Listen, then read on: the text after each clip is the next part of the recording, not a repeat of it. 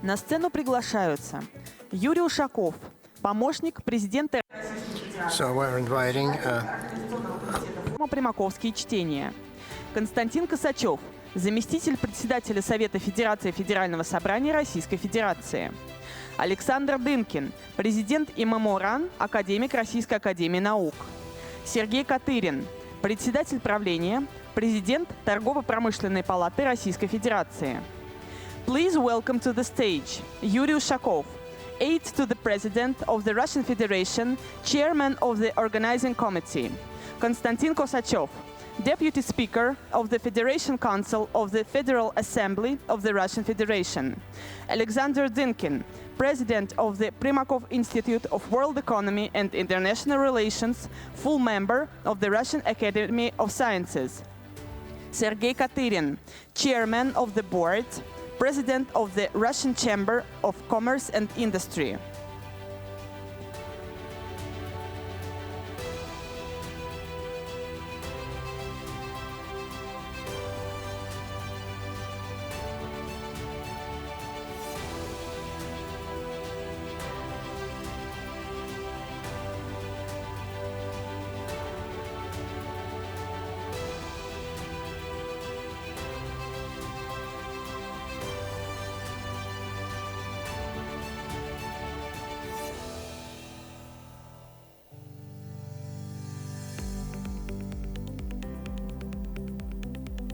На сцену приглашаются Юрий Ushakov, помощник президента Российской Федерации, председатель Организационного комитета форума «Примаковские чтения», заместитель председателя Совета Федерации Федерального собрания Российской Федерации Константин Косачев, Александр Dynkin, президент IMEMO РАН, академик Российской академии наук, Сергей Katyrin, председатель правления, президент Торгово-промышленной палаты Российской Федерации.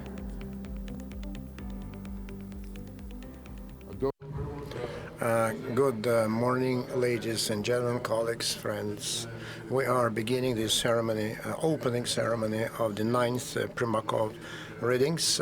We already have a tradition, and I would like to give the floor to the aide to the President of the Russian Federation, Chairman of our organizing committee, Plenipotentiary Ambassador, Mr. Ushakov. Chairman of the organizing committee. Colleagues, friends, and in spite of the bad weather, or the absence of good weather, so we have this gathering, and that's first success, sign of success, because we made it here. So we are at the opening of the 9th International Forum Primakov Readings. It's already the 9th because it was thought as a gathering of international research centers, which was the heart of the idea. And then so we added many politicians, journalists, and many other important stakeholders. And all these readings so have been going on under the auspices of a very important institute, very authoritative, prominent institute, having the name of Primakov. So then Mr. Putin, the president of the Russian Federation, spoke at our Primakov readings in 2016, and so he has always been sending his welcome address to the participants. So that's a great tradition, and so the president of Russia has not broken this promise, and we have, and the welcome remarks of Mr. President has always been setting the stage for the upcoming discussions. And it's a great honor to me to read his welcome remarks. So then participants and members of Primakov Readings, dear members, I'd like to welcome you on the occasion of opening of regular Primakov Readings, this international export forum, having the name of the illustrious and prominent diplomat and scientist, Mr. Primakov, and it got the right place in history.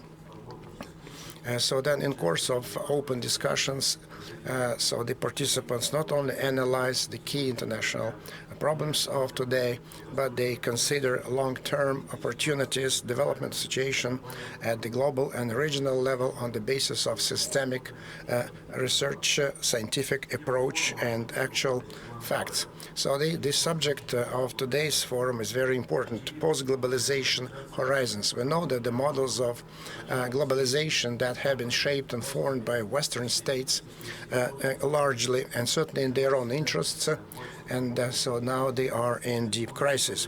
So now just a new, more fair and democratic system is being formed and shaped of international relations which meet the requirements of the global majority. But some countries that have got accustomed to dominate in the world, they don't stop at nothing to maintain its hegemony, and they practice their own rules, on the so-called rules-based order. And so this certainly provoked the crisis situation around Ukraine and the tragic escalation of Palestine-Israeli conflict. Remembering very difficult, turbulent international situation, the participants of the Primakov Readings have a lot to think about, have a lot to discuss and debate. And I'd like to wish you sincerely every kind of success and all the best. Vladimir Putin.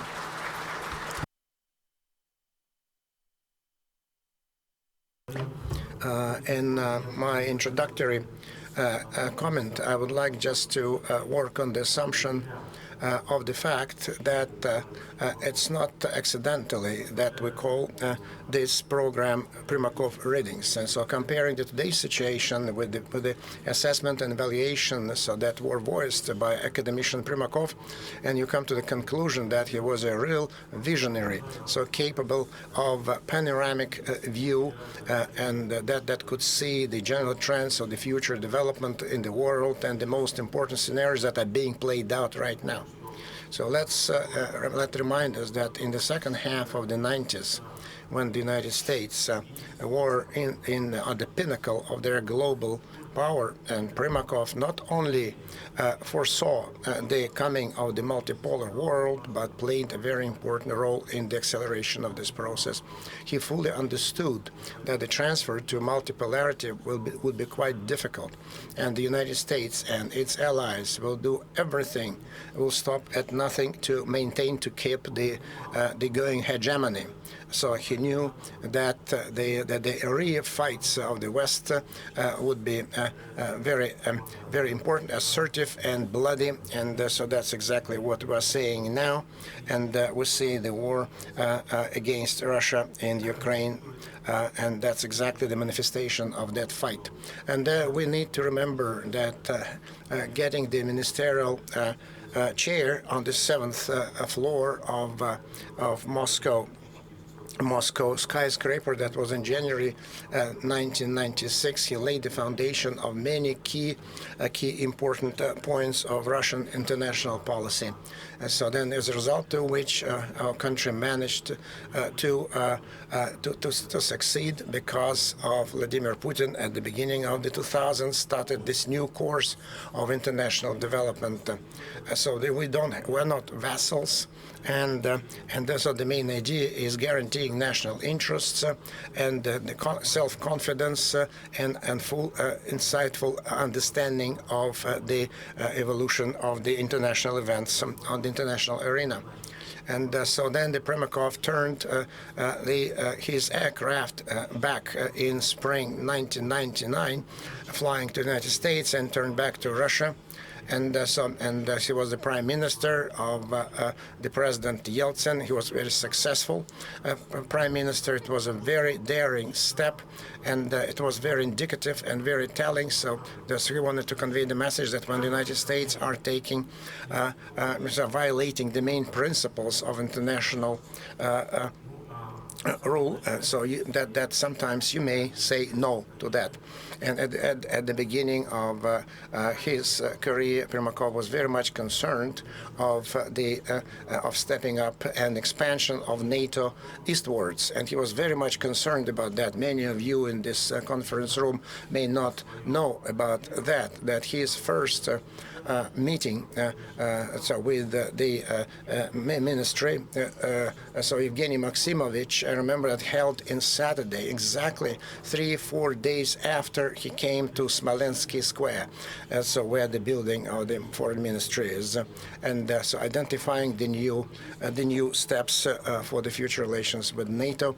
And then they spoke about other things, but that was the first working meeting with the managing department of the ministry. So I was head of the Department of International Relations. That actually, so my task was just to take care of the relationship with NATO, and the main task it was very logical. So we're trying just to find ways to confront this expansion trend of NATO eastwards in Russia.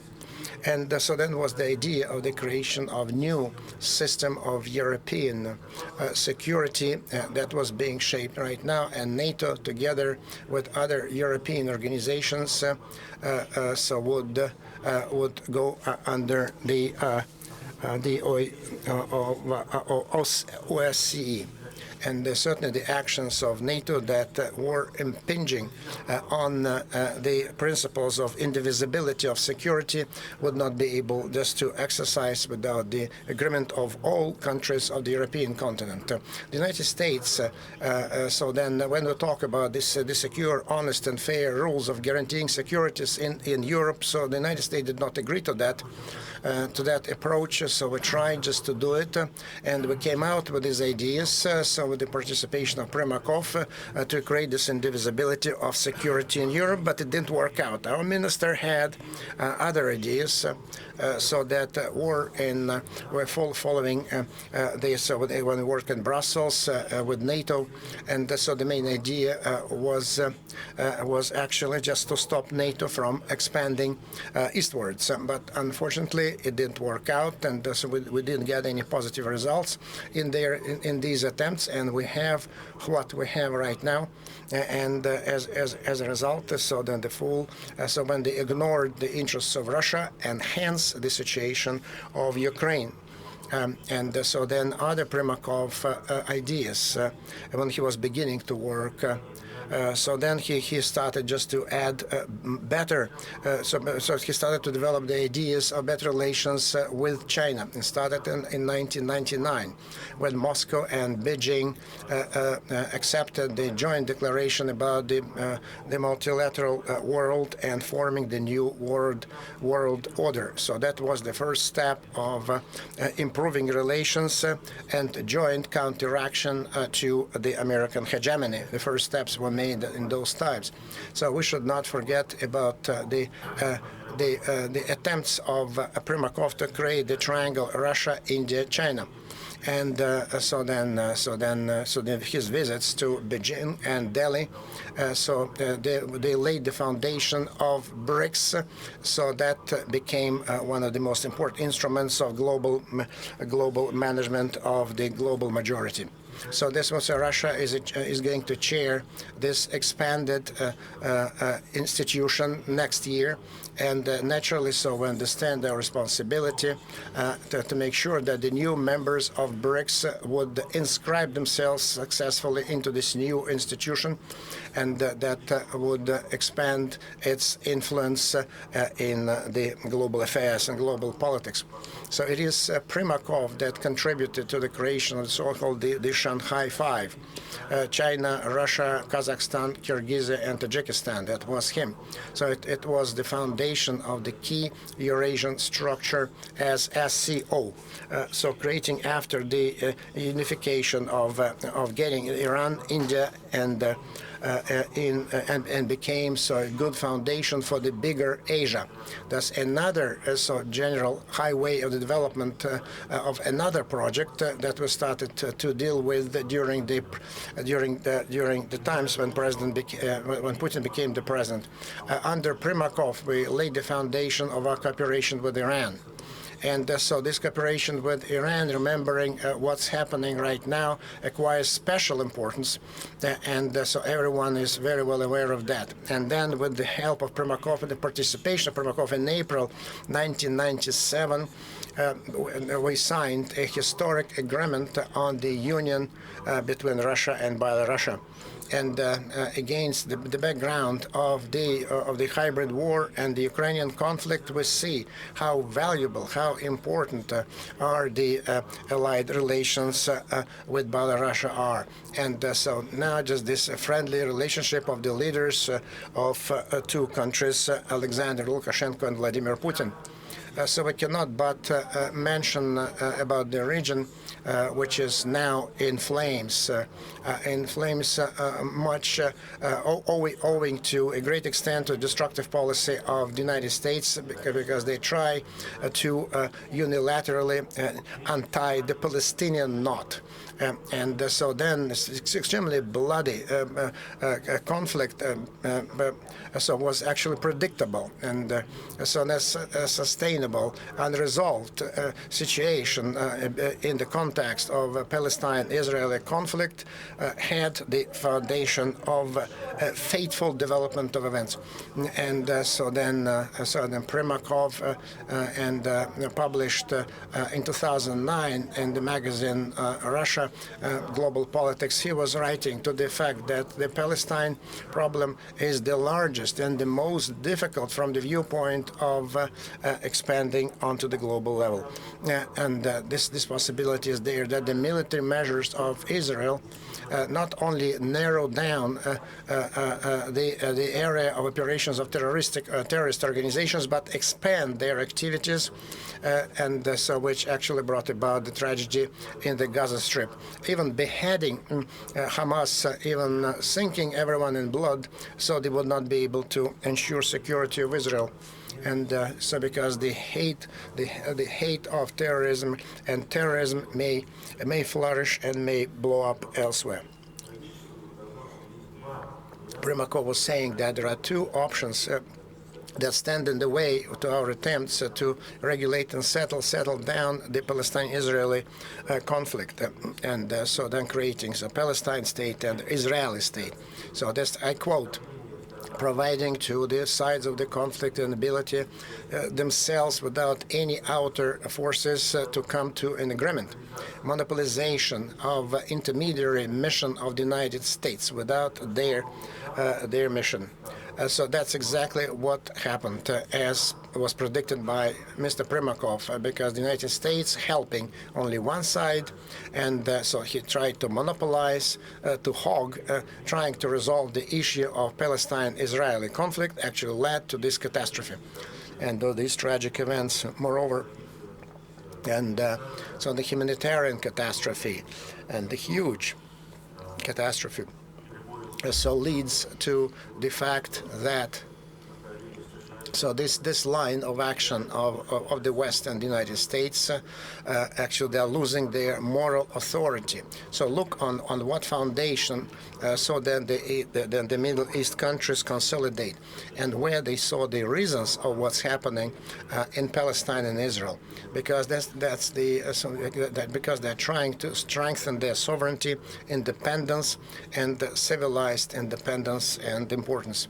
And I do not doubt for a second that the participants of the readings will certainly pay priority attention to Palestine-Israeli conflict, and spend time just thinking of possible scenarios, endgame scenarios, and ways of getting out of this tragic situation. And the topic of the Primakov readings is much wider and more expansive, and it sounds great, loud, the horizons of post-globalization, big words, but the idea is there, so to discuss the prospects of development of international relations which come as a change for a globalization. And so this new type of relations, so more important role is being played by the countries that adhere to their own interests and sovereignty and independence in their international politics. And that is why, so the bigger part of the global economy and the predominant size of the population contribute to that of those countries. So it's not the confrontation against the West, the second bloc. It's not a new movement of non-alliance movement. It's not that. It's just the other way around. So we're not after blocks, and we are for independence. So because those countries that are just part of this new institution, so they maintain good relations with the United States, and but not to the detriment of their own interests, not to the detriment of good relations with China, Russia, and other Western centers. So the global majority respect the civilized, multifaceted nature of the world, and that did not try just to try to force others become like them. And certainly some of them are political competitors, but on global issues, their competition does not acquire a total and nature. And so then we can watch that their relationship and good relationship continue to grow. So then the global majority, I'd like to mention again, so the appearance of this phenomenon, global majority, testifies to the fact that the epoch of the predominance of the West that lasted from the great geographic discoveries is coming to an end. And the Western centricity, now we're migrating to multipolarity. That's exactly what was forecasted by Primakov. And so the new relations that are being built within the framework of the global majority is a good example of this symphony of civilizations, which is important model of the world, and that's exactly what Mr. Putin spoke about, where an integral part is played by Russia as a separate civilization. So the global majority and its growing interest on international relations at the end of the day actually express the model of multifaceted, multi-civilized, multi-polar world, and the global majority certainly moves in that direction.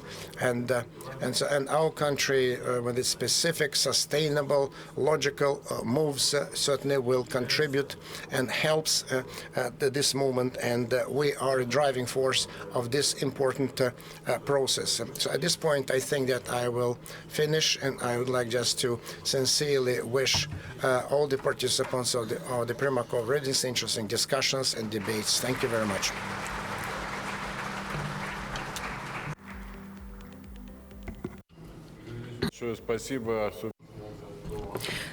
Let us thank you for your speech, and especially for talking about Yevgeny Maximovich and his effort and achievement in creating the Russian international policy. Let me pass the floor to the Deputy Chairman of the Council of Federation, Konstantin Kosachev.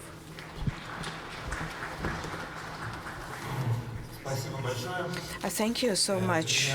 For me, it is a great honor to speak at the beginning of the readings, holding the name of Primakov, Mr. Primakov, academician, my head, and still my teacher, my mentor. And last year, our readings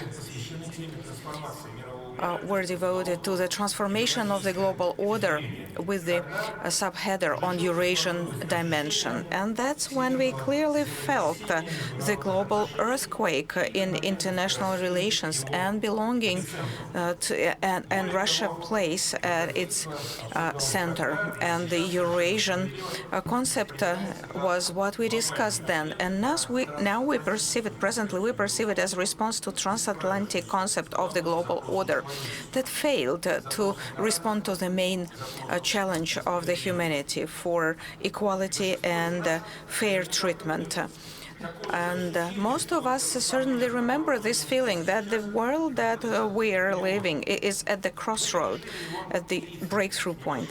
And we survived it some 30 years ago. And at that moment, virtually we had no choice. We had to shape into that transatlantic world that had been created without us, before us, and not for us.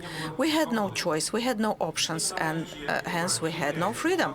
It's the choice. It's the option. Is the main condition, main prerequisite of freedom, be it domestically or internationally. And a similar feeling is what we feel now, but with one big difference.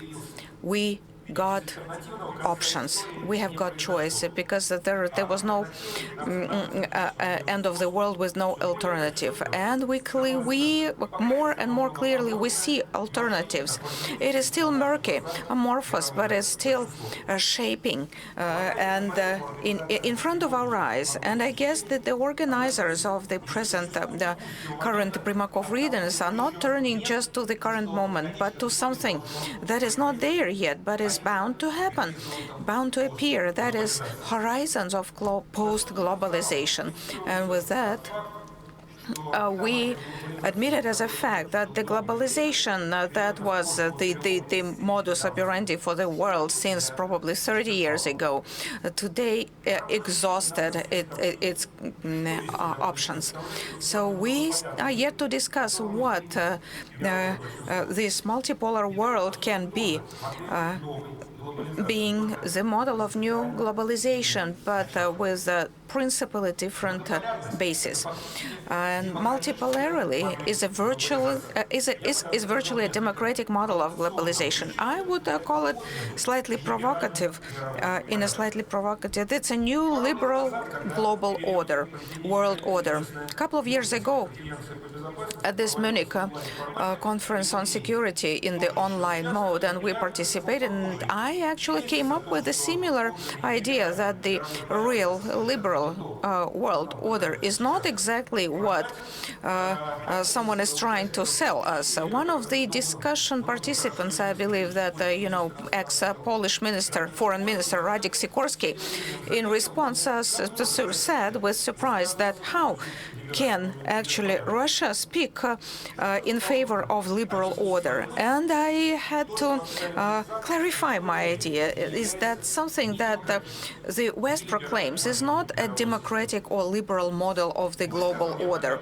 And that's when I said you have built something that you really fight in some individual states, because the dictatorship of liberalism is not a liberal order. The United States are Saddam Hussein and Muammar Gaddafi together of the global order, if we just explain it plainly. If we take this model with all the sanctions, economic repressions, with so-called humanitarian actions against independent countries, with extraterritorial use of law and punishment of third countries for not obeying the rules of someone else's rules. So once it happens in some individual state, non-nuclear state, the United States would have certainly imposed sanctions or probably subject them to some humanitarian bombing. And that's the world they have built, and they are trying to continue. And so what we see is a rebellion against this global order, a democratic rebellion by nature. And this Western alleged idea about the fight of democracy against autocracy describes the current situation, the present situation in the world, with one just a doubt that it's the us and the majority are fighting for democracy, while the Westerners, the Western Bloc, behaves in a very authoritarian manner. And Russia is now at the front line of this progress. It's our historical mission, and it's our understanding of the fact that our goals cannot be carried out when there is only one power, global power center of force. We have no choice. We had to make this military, to arrange this military operation, and we have to lead the new system with the fair globalization of 2.0 nature. Before we come to some universal globals of governance, the world has gone through the phase of regionalization and countries concentrating on their own affairs. This is a natural phase, and without it, we cannot achieve multipolarity, as wise people said before.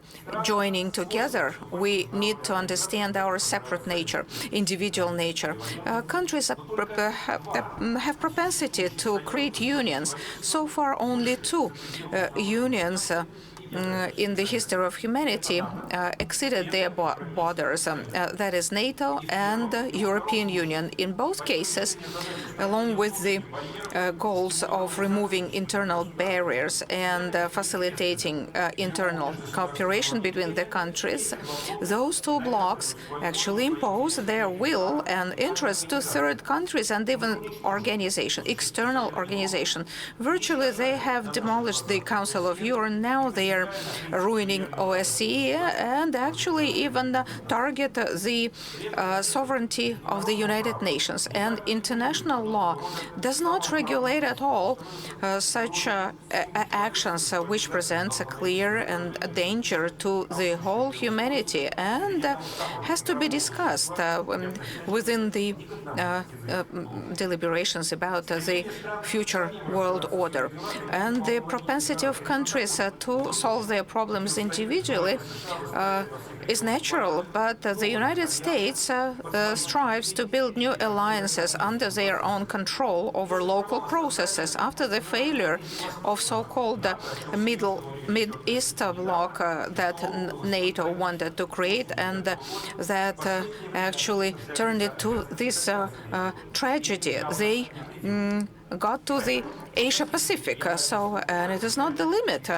There is no end to it. So independent regional countries, independent regional alliances are created for the interest of local countries. We used to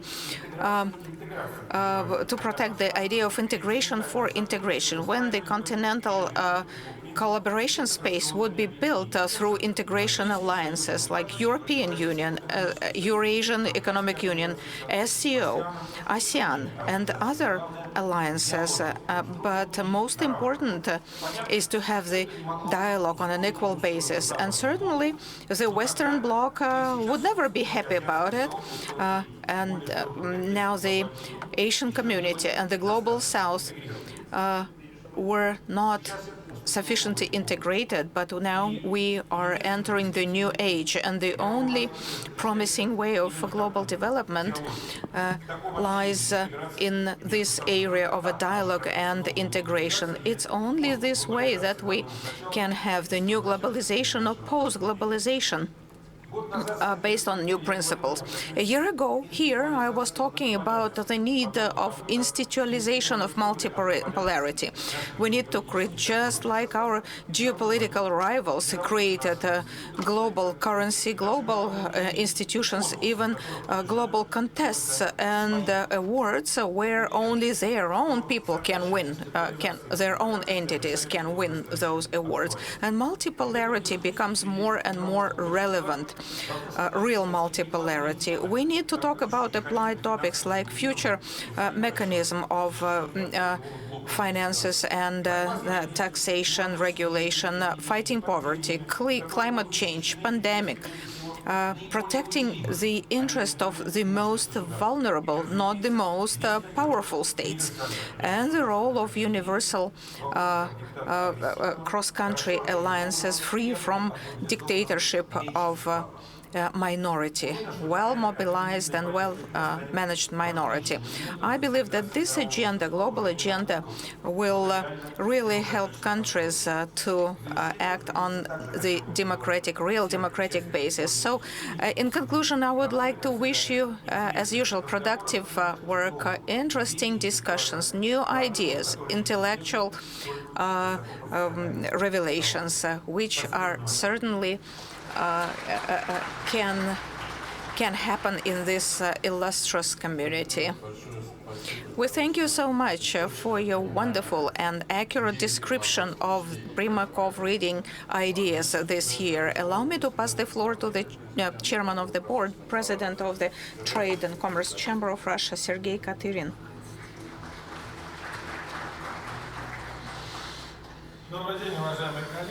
Good morning, dear colleagues. I'm happy to welcome all of you here at the current Primakov readings and the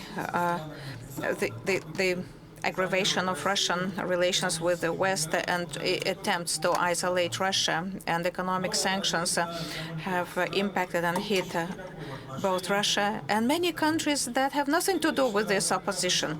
And it's again the proof that the world has become interdependent long ago, and we cannot go away from it. And the attempts to exclude Russia from the global economic relations that do not work out. So within those global processes, we would like to try to look behind the time horizons to see the new centers of force and some trends that we can build on. And again, we cannot. So Mr. Primakov was so. We cannot be surprised enough at the wisdom of Mr. Primakov. He spoke about two scenarios. According to one of them, the United States will distance themselves from active participation in international relations and concentrate on technology, focus on the new global order to multipolarity. But according to another scenario, so NATO-centrism focus will prevail, and the United States will decide to use force against the situations and countries which they don't approve. And it will bring NATO to the level of an international organization, which will actually bring three countries together, China, Russia, and India, to get closer for their own interest, and it can cause confrontation on different levels. So unfortunately, that's exactly the scenario that is happening in front of our eyes. Today we see BRICS, SCO, the European Economic Union growing their influence, and but for the purpose of equal and mutually beneficial cooperation, not destruction. So these processes cannot be stopped, as they are linked to development of ideas of creative partnership. And Russia, role of Russia is very important here. And according to Mr. Primakov, the Russian factor is not going to be the least in those scenarios. This is our opportunity, perspective, our strength. He was convinced that the only alternative for Russia is the use of internal reserves and capacities for qualitative and quantitative growth of economics. That's what our President Putin mentioned at the meeting on strategic development and national projects, saying that we need to be proactive to submit proposal to grow production forces and services and create new industries, new capacities, whole industries with advanced technologies. And it is important to improve the dialogue with the friendly countries, industrial cooperation, to identify new ways of technological partnership, to turn to the East, which is happening, judging by the indicators of the Russian external trade. According to the Customs Service, we actually approximately 70% of the total turnover of Russia falls on Asia, and the cooperation with Europe keeps dwindling. The export to Europe over the last 9 months reduced by 70% compared to the previous year, same period. And import from Europe fell by 10%, and the same rates we see, but for the growth with Asia. And so we observe new configuration of the markets, new geography for Russia. We believe that midterm, approximately this configuration will prevail, will be preserved. And as a system of trade and commerce and industry chambers, we see we need to expand cooperation with the CIS, SCO, BRICS, Asia-Pacific countries, Middle East, Africa, APEC, Latin America. And speaking about the geography, we see that we still keep market nature of Russian economy. No one argues about it, and the businesses select who to trade with. And so then good relations, so very strong, especially strong in the post-Soviet space. With only so that's sometimes there's no language barrier. So then the availability of mentality, understanding, industrial standards, some minimal technical barriers. All these positive factors need to be followed through upon by new projects of cooperation in the area of industry and infrastructure, which actually increases our economic cooperation, which we refer to as we go deep and wide. It's very important that we've been working very actively in this area. Our businesses are beginning just to build new integration opportunities, following new integration opportunities in the CIS countries. And the current geopolitical situation in the CIS countries is built in a way that so that if we weaken our presence in any of the CIS countries or start looking elsewhere, then our place immediately will be taken up by someone else. So then the people from Washington and Brussels, so they exactly want just to oust us, and in the CIS countries. Then the energy cooperation in Europe, starting with the gas pipes deal. So we thought it would last for centuries. That a cooperation with European and American interests would be for centuries. That without our titanium, so the global most powerful countries would never be able just to get along without. So you remember that there's no such a crime, as Marx quote said, that the capital would go for if there is a premium of 300%. But everything was hanging by a thread. So then the countries, the companies that have been working here for more than a century went. And under the situation, we never thought that would be possible. That's why we need just to monitor the situation and maintain long-standing relationship and keep good relations with foreigners and foreign companies who continue to be present in Russia, don't want to go, and want to continue good relations with Russian businesses and good business relations with the G7 countries. I hope that they will be coming back, and so some members of the Russian Chamber of Commerce are making such conclusions that it will be coming soon. So then the relationship with Western business that stays in Russia, and we need to encourage them in spite of very high pressure applied by Brussels and Washington, in spite of all the attacks, publication of different academic institutions like the Institute of Yale, so different blacklists. So this business that decides to stay, we need just to provide every kind of support to help in Russia to that kind of business from the viewpoint of contribution to the Russian economy, and we need to demonstrate our propitious international climate in business. So in the Valdai readings, Putin came out with new program of future global forum. So just talking about what we need to strive for and what we need to get. So the President spoke about the world of collective solutions, global solutions. And if Mr. Primakov were with us today, he would definitely support this idea, and certainly he would have approved so all the changes and new attempts to change the world order in the world. Thank you very much, Sergey Nikolaevich. I would like just to say a few words, and I'd like just to express my deep gratitude to the President of Russia, Mr. Putin, for the warm, welcoming comments and unfailing support of our forum. And so we cannot but overestimate the key role in the organization and holding these Primakov readings. So then we need just to, we owe much to Yury Ushakov, Aide to the President of the Russian Federation. We recognize them. So I'd like to thank all those who spoke at the opening ceremony. I would like to say that the 2023 tells us that the global dynamics cannot wait until the West understands the absence of the future of the Ukrainian conflict. So then the G20 New Delhi, so the global community made the first step to the post-global, post-Ukrainian world. So meaning that the globalization American style and global management on the basis of Western rule-based order so is the thing of the past.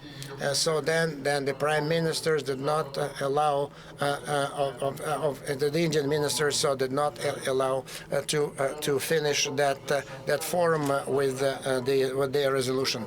So then a long-term legacy of Afghanistan and Iraq, and then the reduction of the economic weight of the United States are symptoms of the coming polycentric world. So another very important event of 2023 is the idea of the expansion of BRICS. And Moscow will become a chair so in the coming year. And so the importance of $32 trillion of GDP, which is close to 1/3 of global economy, of global GDP. So then, and then 17 countries are waiting to join. So the joint economic potential of these countries as automotive industry, metals, oil, food, mineral, fertilizers, so they even exceed the potential of G7. So these and other events, so building new blocks of new globalization of the 21st century. So the sanctions war against Russia and China, the Ukrainian crisis, and the pandemic certainly have been very detrimental to the globalization the way we knew it in the last 30 years. So the globalization was denied these basic values like cheap labor, cheap money, cheap energy, cheap logistics. It's all the thing of the past. Globalization has failed to welcome the changes, climatic, migration crisis, pandemic, COVID-19, they failed to handle those issues as well. Russia, in the last 300 years, starting from Peter III, so then certainly Europe was a role model for Russia. So this period is coming to an end. We need to reconsider ourselves and think of ourselves as a self-dependent, self-sufficient partner of Eurasian and the developing global South. And so then the markets are developing in our support to maintain the technological leadership. A good example on Friday. So in this conference room, on the conference about the AI, here in this room, Mr. Putin compared the importance of this technology for our country with the nuclear projects of a century of 50 years ago, and then the application of AI in Russia. So tomorrow at 9:30 we'll have a special guest, Alexei Likhachev, head of Rosatom. So a very intensive, very powerful, very efficient corporation. Certainly will continue to have historic relations with Europe, cultural relations with Europe. But sometimes this detached manner from the old world is inevitable, because that will be it will be our response to the big lie of the West. So when Mr. Merkel was saying that the West was trying just to lie and to deceive Russia concerning the future of Ukraine, and by the way, that's something that was confirmed by the Security Council of the United Nations. And so then the mistakes of the West. So then the economic catastrophe in Russia that they hoped for debacled. And so then the sanctions and economic war debacled.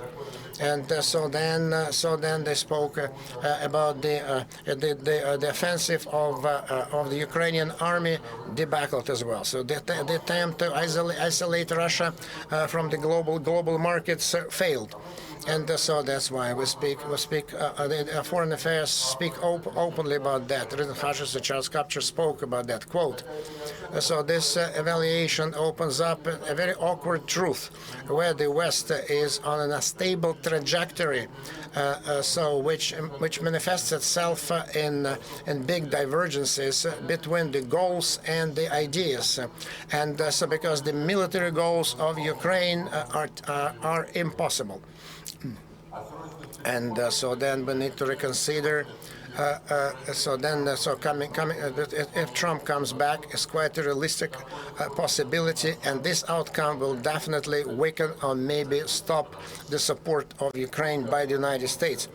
So the idea is very easy. So let's save American investments in the wide sense of the word, and the Kiev regime abandoning so the utopia of regaining the borders of 1991. So this transition from unipolar to multipolar, what would it look like? We don't know. So the trend, there is a big trend to big multipolarity, polycentricity. What shape would it look like? We don't know.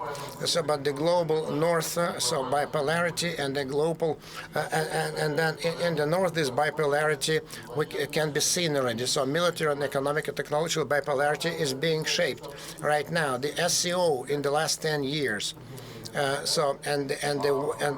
weight of China and in that area has grown. So 42% of GDP is located there. More than half of the military spending is there as well.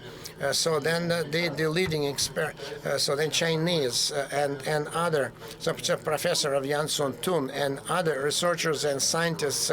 So they talk about the divisioning of the global economy into two blocks, China-centric and U.S.-centric, two blocks. So the export from China went down to all countries. So the only market that's been growing is Russia. So the exports to Russia grows, and the 57% growth. So we register, and so the importance of our relations is increasing, and I think that we need to stop. So talking that we're getting off our knees, or just we need just to make a dash to Europe, or just not just to go back to Asia. So as Mr. Bulgakov was saying, so they will offer it all and they will give it all themselves, and you then have to do to plead. So New Delhi and Ankara so took diametrically opposite positions. So that's another statement of the multi-central nature of the world. So every country is just trying to strive for its own interests, and I don't think that the future world order will have no conflicts. So certainly, there will be multifaceted nature. So there will be different ideas, but certainly the main idea that all the problems should be resolved on the basis of collective, even and equal dialogue. Our relations with China, they're not a formal union, and certainly because the United States that are trying just to slow down China and Russia, this strengthen our partnership between China and Russia. And so we can see that because what we see now is the product of Western culture as reliance on unipolarity and the military attempts to resolve the issue in that way, like it was during Cold War. So the majority of the global South supported this. They did not agree with Ukrainian interpretation of the conflict in Ukraine. They did not. So the future global order is being shaped right now. And so we're ready for any eventuality. And I'm confident that the multipolar world is predominantly preferable to Russia. But we need to create new institutions, global things that will help to manage. So G20 and BRICS and SCO and APEC and the Eurasian Economic Union. So these new institutions will help. So the role of such universal institute of UN need to increase as well. And so then there are Western institutions managed from Washington, NATO, ES, AUKUS, NATO, etc. Certainly they will counteract our attempts to do that, and so they will try certainly to include the centers of force into their orbit, and so that is why. So we need to understand the geometry of their interests and always respond on the basis of protecting our own interests. Inevitably, so we can observe the rising of international conflicts, because from Ukraine to the Middle East, from Taiwan to Afghanistan, from Syria to Kosovo, all these issues, these conflicts will be on the rise because they are related to growing independence of the states, redistribution of power between the old and new centers, and so gravitating towards national interests, gravitating towards cultural and historic values. So you can see it in Western Europe, in the Southern Caucasus, in the Balkans, and around Taiwan. All this tells us about the necessity of new development of new principles of new global world order. So all these issues of the current and the new forms, so then the rising shapes and forms of the new world order that are being shaped right now, and that we are witnessing the first signs of that. So let me remind you that Mr. Primakov was the first director of the International Intelligence Service. So Primakov always called a spade a spade. He spoke openly and he spoke specifically. That's how he worked at IMEMO, and that's how he worked in intelligence. So uncluttered, clearly ordered mind. And I would like to thank him wholeheartedly for that. Allow me to thank the Foundation of Presidential Grants and our sponsor, specifically for SAGRA, so our flagship sponsor, and certainly our great information partners. Would like just to recognize the International of Center of International Trade, Global Trade, and just would like to thank them for their contribution and other cooperation and other institutions that have laid the foundation and helped us a lot to organize this event. And in spite of the dramatic events of the current year, so 57 experts of the highest level from 26 countries participate. It's 1.5 times more than last year that participate. So then new 26 young Russian scientists from different countries. We have more than 100 international participants from 31 countries. And then from the Russian side, 700 participants, and we have more and more people. And so I would like to thank Primakov Readings for that effort. So then 56 diplomats have been registered from Moscow embassies, representative offices, and Your Excellence, I would like to welcome you, and I wish you interesting, good discussions and fruitful debates. At this point, we have finished our introductory part of our meeting. Сессия 1 «Политические риски для мировых энергетических рынков» начнется через 15 минут. Dear ladies and gentlemen, we welcome you to the coffee break. The next session, Political Risks for Global Energy Markets, begins in 15 minutes.